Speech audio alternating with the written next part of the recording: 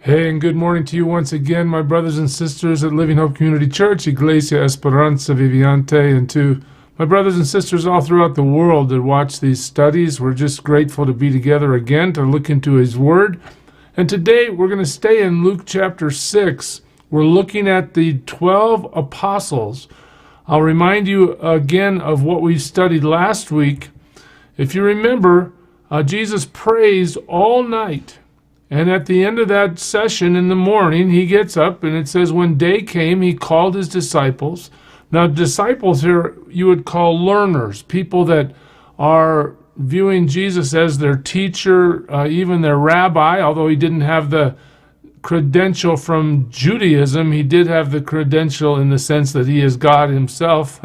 And so he is the teacher, and some people are following him. In fact, many people are following him and being his disciples, his pupils. They're learning from him. But in Luke 6, we see that he separates 12 people to be apostles. And we talked about this earlier when we studied this verse. But now he is going to transition to 12 main people. He chose the 12, and he calls them apostles, people that are sent out, is the basic thrust of the idea in the word apostles. So now we get a list. Verse 14, Simon, who he named Peter, and we studied Simon last time fairly extensively, Andrew his brother, James and John, Philip and Bartholomew. Notice in these lists, and we'll talk about this a little more today, Peter is always listed first when the 12 are listed. That signifies that he's the leader of the 12. And Matthew and Thomas and James the son of Alphaeus and Simon who was called the Zealot, and Judas the son of James, and Judas Iscariot, who became a traitor. In these lists, when you see Judas named Judas Iscariot, you'll see that he's almost always identified further as the traitor. As we go through these 12 guys, we'll get to him last. A fascinating study for sure. So let's look at these 12 guys. We talked about why 12. They correspond to the 12 tribes of Israel. We talked about how their eternal future is going to be forevermore. They'll be inscribed in the new temple on the pillars. They're 12 guys that are going to be part of our worship of the Lord forevermore. But I want you to see that in the Gospels and in the book of Acts, when these 12 guys are listed, they're always listed in a similar fashion. First, you can find these lists in Matthew 10, Mark 3, Luke 6, and Acts 1, if you want to follow along there. But the first group that's always named seems to be these four guys, Peter, Andrew, James, and John. All right? The second list is going to be Philip, Bartholomew, Matthew, and Thomas.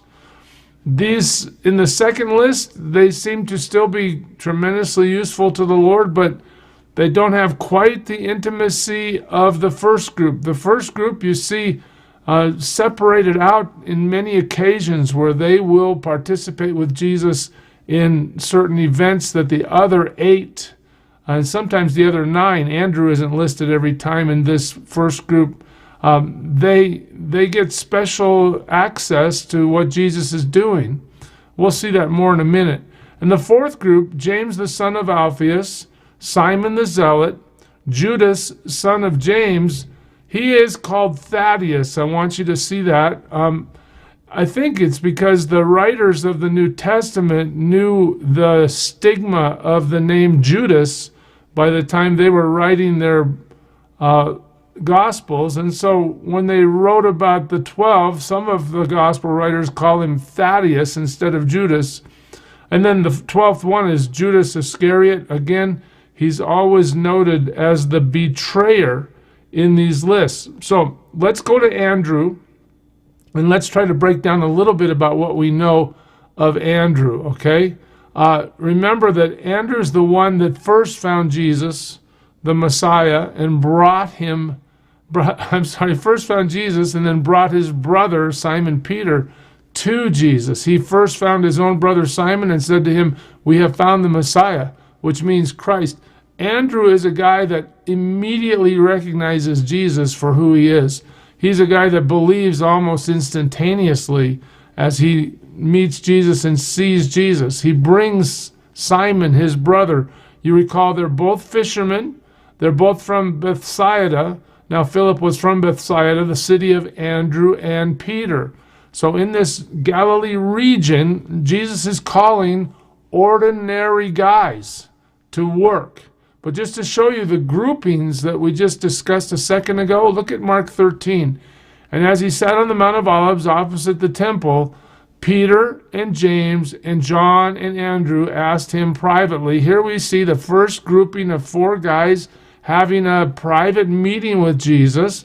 As you go through the Gospels, you'll see other instances where they have special access. While walking by the Sea of Galilee, he saw 2 brothers, Simon, who's called Peter, and Andrew, his brother, casting a net into the sea, for they were fishermen.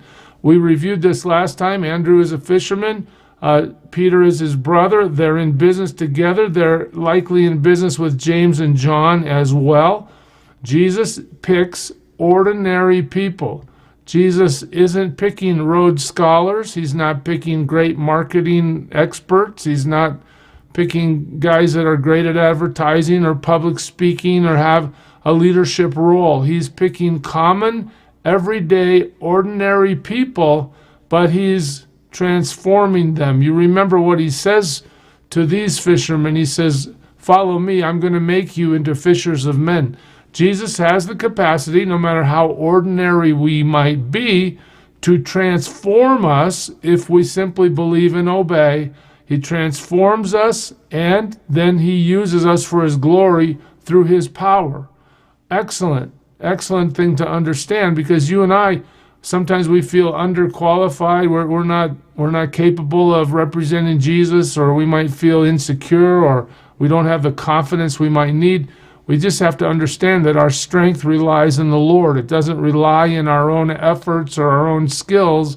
It relies in the power that Jesus demonstrates through us to bring us to a place of usefulness for his kingdom. This is something Andrew experiences. Now, you don't find a gospel written by Andrew. You don't find an epistle written by Andrew. You don't really even see Andrew involved too much in the book of Acts in terms of his capacity to lead the church, but yet Jesus has singled him out to be in this first group of apostles to follow him and to have special access. Here's an example. One of his disciples, Andrew, Simon Peter's brother, said to him, "There's a boy here who has 5 barley loaves and 2 fish, but what are they for so many?" Andrew is bringing the problem to Jesus before Jesus feeds the 5,000 in the Gospel of John. Andrew's aware of what needs to be done. He doesn't express doubt. He just expresses the fact that in the natural, there's no way that these 5,000 men plus women and children are going to be fed by the 5 loaves of barley and the 2 fish. Jesus does the miracle. Andrew, I'm sure, is amazed like everyone else. But Andrew's involved. We see that here. Here's another verse. Philip went out and told Andrew. This is a verse in John 12 where Gentiles are seeking an audience with Jesus. So they ask Philip. Philip goes and tells Andrew. Andrew and Philip go and tell Jesus. So Andrew does play a role in facilitating the ministry. In fact, that might be a good name for him, the facilitator. He seems to be present in a lot of these scenarios. He seems to be willing to do what's necessary. So let's move to James and talk about him a little bit. Now, you have to be a little careful when you read the New Testament and you read the name James. Why? Well, because there's this James, the son of Zebedee, the brother of John, who becomes an apostle. Okay, but there's also James, the half-brother of Jesus. I say half-brother because James was physically born through the union of Joseph and Mary. That James turns out to be a prime leader in the early church. He writes the book of James. He has a great influence over the church at the Jerusalem Council in Acts 15. He's a leader in the Jerusalem church. Okay, so that's the second James. And you remember from the list we just went over, there's also James, son of Alphaeus, which we know a little less about, but nonetheless, today we're going to look at the Apostle James, the one who's called an apostle in Luke 6. What do we know about him? Well, here we go. As Jesus is calling his disciples, he saw two other brothers. This is after he saw Simon and Andrew. James, the son of Zebedee, and John, his brother. Normally, James is listed before John in these lists. It may mean that James is the older brother of John. James, the son of Zebedee, and John, his brother, in the boat with Zebedee, their father, mending their nets, and he called them. We know that James and John both dropped everything to follow Jesus. But we see this special access that James has in Matthew 17.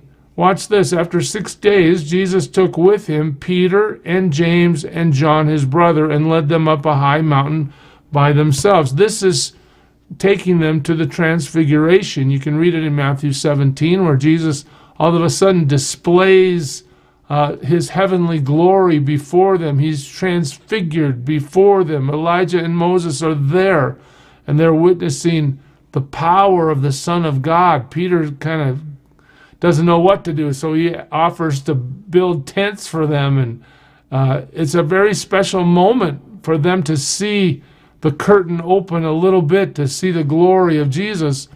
James is a part of that. He's brought into that. Jesus specifically names him for that, and notice that Andrew isn't present in that circumstance. We also see here James, the son of Zebedee, and John, the brother of James. Jesus gives these guys a special name, to whom he gave the name Boanerges, that is, sons of thunder. Jesus calls these two guys, James and John, sons of thunder. Now, why would he do that? Well, maybe they're just really boisterous guys. Maybe they have super self-confidence and they're very aggressive in their daily interactions with people. Maybe they're just loud. Why are they called sons of thunder? Well, let's look a little bit more at James, and maybe we'll get a clue or two. Again, we see in Mark 5, in the healing of Jairus' daughter, that Jesus allows no one to follow him except Peter, James, and John, the brother of James.